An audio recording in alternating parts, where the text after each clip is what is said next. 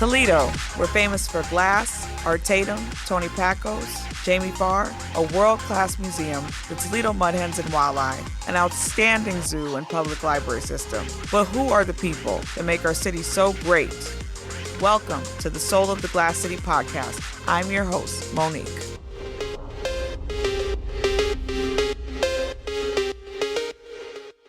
I'm so excited. It is such an honor to have my guest today, Dr. Marvin Whitfield. How are you feeling, sir? Doing great, and thank you for having me today. I'm so glad that you took time out of your ultra busy schedule, because we all know, well, if we don't know, we will know today, all that you do. So we have a lot of native Toledoans that come on this podcast, but you happen to be a transplant who has made the Glass City more than your home. So where are you originally from? Born in New York, White Plains, New York, White Plains Hospital. But I spent a good portion in law enforcement down south in a little old quaint city on the Gulf Coast called Mobile, Alabama. Okay. So, native New Yorker, Yes. Even though you're the state New Yorker and I'm the city New Yorker. It's okay. Yes. It's okay. You were a former law enforcement officer with a special set of skills. Without giving too much information, can you tell our listeners what you did and what you currently do now in your career as an entrepreneur? Yes. So I started in law enforcement as actually around age 12 as an explorer while I was in school, and then later started with the police department in Mobile, Alabama at 17 as a police cadet. Worked my way up through the ranks to command. Overseeing narcotics investigations, intelligence, special operations, and tactics, which is everybody knows SWAT, and retired in 2009 when I was recruited by the government to design training for specialized units in the military. Can you say that a little bit slower, that last part, just a little slower? That's that Yankee side. Okay. Yeah. So in 2009, I was offered an opportunity to work up under the United States Army. You call it USAIC, the United States Army Intelligence Contract, USAIC. Did that for a couple of years before I started my own business in consulting. My company's called Blue Force Mobile Training Team, and we specialize in training law enforcement, military, but also leadership development, workforce development, cultural competency, and workplace safety. So it would explain, I'm not going to say where I saw them, but a whole bunch of certificates for all types of, just really dope. I think I saw an FBI certificate or something. Yeah, on the federal task force for a couple of years. Yeah. So we got a very important person up in here. So exciting. You mentioned to me before how you noticed that even with all your years of expertise and experience in your field, that you felt like others were passing you in rank and promotions. How did you combat that? During my law enforcement career, experienced that. Like I started in the late 80s, so things are a little bit different, especially being down south. Removing barriers and different challenges. But I learned throughout the years and through some of my mentors is to focus on the work and not others. And you may have to work a little bit harder to prove yourself, but once you get over that barrier, the door is open. And I was fortunate, started at 17 and retired at 39 as a commander. Let's talk about the education piece, because that's really what I was getting at. Okay. So I wish I could say in my law enforcement career, that's where I figured it out. But in law enforcement, it's all about training. We had a lot of internal training. And so I retired with nothing but an associate's degree because, like I said, I started in the mid to late 80s to where it wasn't, they started not really looking at education until like 90s, bringing it to the law enforcement community, making requirements as far as rank. So I retired with an associate's degree. But it was when I went to the private sector doing government contract that I learned that the more education, the more capabilities, along with your experience, the better the pay and the better the opportunities. So in that period, I grabbed a couple of degrees. Okay. What kind of degrees? A master's in criminal justice, a master's in business, specialization in leadership and HR, human resource management, and then later my PhD.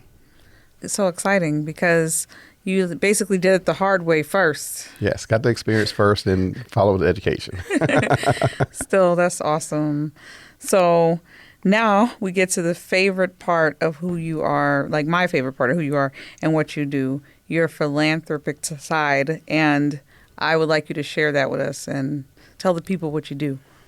So I tell everybody life is a journey. Like I said, I started off in law enforcement and then transitioned to teaching others. It was in that space of doing contract with the government, doing design and training, that I decided to go back and further my education. When I got to the space of my PhD, there was a lot going on within the United States and around the world as it relates to law enforcement and people of color. I'm a person of color, but I was born and raised law enforcement. So I know either side is not bad, just misunderstood. And so I wanted to understand the why, being a trainer and a facilitator of training. And so I decided to do my research in cultural competency and implicit bias and how it impacts how we think. In that space, I had personal growth because I had to learn about psychology, I had to learn about trauma, and I realized the things I experienced, good and bad, impacted how I seen the world. And so I can tell you, I was good at what I did in law enforcement. I did it by the book. I was highly decorated, but I was also looking at the community in the wrong way. To me, we was taught in how we see things, the way you clean a community up is by doing away with crime, putting people into the system, removing the bad element out of the community. We're not given the tools to understand why the community do some of the things they do. But in the space of learning about cultural competency, implicit bias, trauma, and things of that nature, I learned a lot about myself and how I viewed the community I was serving. And I realized I was policing the community instead of serving the community. Not with ill intent, but that's just the tools we was given. And so I decided then, it was in 2015, 2016, I decided to spend the second half of my life keeping people out of the system. And that's when I started getting into philanthropy, focusing on youth. And you are currently your organization that you run. Yeah, Big Brothers and Big Sisters. Of Northwestern Ohio. Yes. And how important is that to you? It's given me a purpose. Most people follow their passion, and very few people actually recognize and connect with their true purpose. Your passion is what drives us. Passion is what makes us feel good. But your purpose is why you exist. And when I started doing philanthropy, and we moved into this area, I joined the Toledo Rotary. And that's how I met Big Brothers and Big Sisters. And I don't charge nonprofits for my services. And so if a nonprofit reach out and say, hey, I need support, I give them that support. And during that period, it was in maybe late 2019, they was going through a crisis. And they reached out and said, hey, we need your support. We need some leadership. Can you help us out? And so it's supposed to be a 90-day deal. And I did the assessment, and I started in late December of 2019, and put a plan together for them, but then COVID hit. They was already in financial crisis, antiquated systems. I didn't have the correct workforce, and so I extended for another 90 days. Even though I live in this area, but I live in a suburban community. And so I didn't really know a lot about Toledo because I'm in and out of the city on business a lot. And it gave me a chance to learn more and see that they had a great need. So I extended my stay. It's been almost 5 years now. And I made an agreement with the board. Until you get financially in a space, I will stay on board and donate my salary back, plus donate through my business. But we have to run it as a business with a community mindset. And I learned that in business school. We talked about great people in the community doing great things, but not understanding the business aspect of it. And so we say business aspect. If you think of Big Brother and Big Sisters, you think of youth as your market. Well, that's not true. The market is the youth, their family, the community itself, public service needs, and businesses. And so I revamped the organization to serve all five. That is deep. So why is mentoring youth so important to you? Why is it beneficial for us adults as professionals to mentor and invest in our youth? Like I said, my company, we specialize in leadership development, workforce development. One of the biggest requests for training is a program I do call Leading Across Generations, because for the first time in history, you have 5 generations working in one space. And so to answer your question, the traditionalists and the baby boomers came into the workforce at a time to where it was very competitive and everybody fought to keep their jobs. And so the senior people was less likely to share information with the younger people. Let's fast forward 30, 40 years. For the first time in history, our Fortune 500 companies recognize we have a serious leadership gap. Less than 11% feel that they have a deep bench of leadership because we fail to mentor and pass down information. And so to help resolve that and serve our community, I took the organization and split it in half. We still do mentoring, but now we do Empower Future Leaders program, which is leadership development, starting early. Slow it down. Oh, sorry. Yeah, that's that Yankee side coming out. Yeah, but we teach leadership development. We teach it in the classroom, but also in the summer program. What is the program called? The one it's called Empower Future Leaders. Rests on 4 pillars: life skills, leadership development, career development, and cultural competency. You made me realize how Toledo has kind of slowed me down. Because I used to talk faster than you, and now I'm seeing you talk faster than me. And, I always tell people, is it that we talk too fast or you listen too slow? Oh, you got me there. Is it hard for you to find mentors for the young people? If so, why is that? Yes. People are busy nowadays. It seems like they're more busy more than ever. One of the biggest challenges is about 91% of our youth that we serve is of color. But 70% of our mentors are not of color. So one of the biggest challenges is finding people who look like them. Now, I do embrace the fact of having other cultures interconnect and bridge that cultural divide. But it's, some of our kids in our program do need to be able to see somebody who look like them, that can relate to them on a deeper level. The biggest challenge is finding people of color that would volunteer. But overall, since I've been there, we've been always at least 200 plus kids on the waiting list. And how many mentors do you think you've had in that time? Since I've been there, we've had about several hundred. And so people don't understand how our program works. So we mentor, it's from the time they meet the child until the child turns 18. So it's not a 1 year off. Wow. Now, do we have some do 1 or 2 years and then they say to the child, parents say we no longer need mentorship. That happens or they get relocated. Right now, we have the oldest one is at 14 years. We've had we just celebrated one that is 40, almost 50 years old. It's 49 years old. They stayed connected after the child turned 18. Now he's a young man and stuff, and they still. We just celebrated them this past December. They're about to hit their 50th mark. I mean, I just can't even. I'm speechless. That's amazing. You have received numerous awards in your career. You have been honored with not 1, but 2 proclamations from the state of Ohio for your work with Big Brothers Big Sisters of Northwestern Ohio. Most people don't even get 1, and you have 2. So congrats. And to your team, to the organization, at the work you guys have done and continue to do. How and when did both of these moments of recognition come about? Actually, I got a call and say, hey, we got something for you. In both spaces, because I'm more focused on the work than recognition.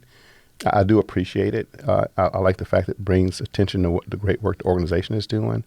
But it's to me, it's just part of my purpose, part of my journey. So the first one was when? What year did you get it?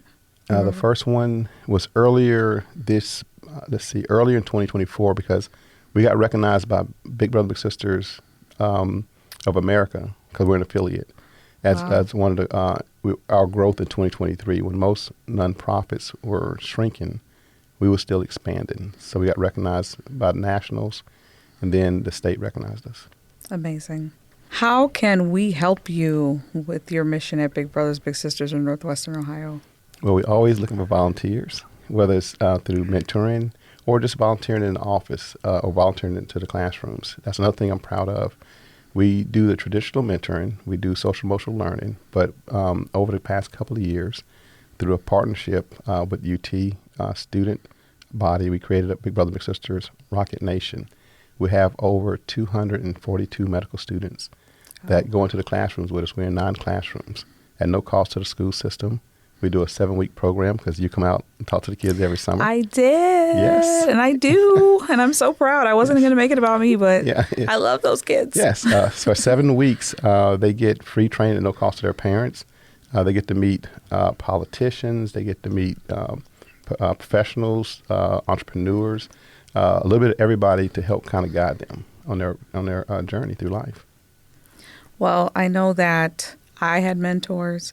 You had mentors, so we know the benefit of having great examples of leadership in our lives. So I guess we're going to keep doing that. Yes. And I'm hopefully everyone listening is inspired by this man's story, my story, whatever that may be when I tell it. And then I want to know if you would like to leave us with any closing thoughts. So when I started my business, my marketing person said you have to have a quote. And so it took me about 2 months to come up with one because it had to be meaningful. And so a lot of us like to consider ourselves being leaders. And so the quote I came up with is, failing to empower others is essentially failing to lead. Because if you have knowledge and you're not sharing to empower others, you're not truly leading. Leaders build leaders. So imagine if all of us had the mindset of, let me take and share my knowledge with somebody else to help enhance them. Our capabilities Would be endless, huh? Yes. Well, thank you so much for joining me today in the studio when I know you could have been a million other places. You know, I got a funny story. It has taken me several months to get this man in here because he said, you got to call me 2-3 weeks in advance or else you ain't going to be on my calendar. So between government contracts and helping children, I mean, I'm very honored, like as I said in the beginning, to have you here. So it's my honor to be here too. Thank you.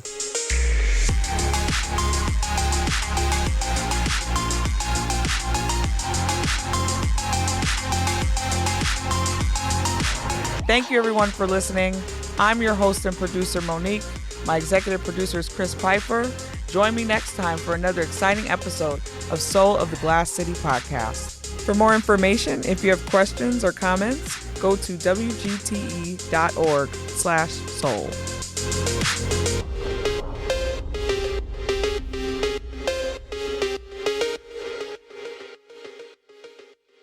WGTE. Voices around us. WGTE is supported in part by the American Rescue Plan Act funds allocated by the City of Toledo and the Lucas County Commissioners and administered by the Arts Commission.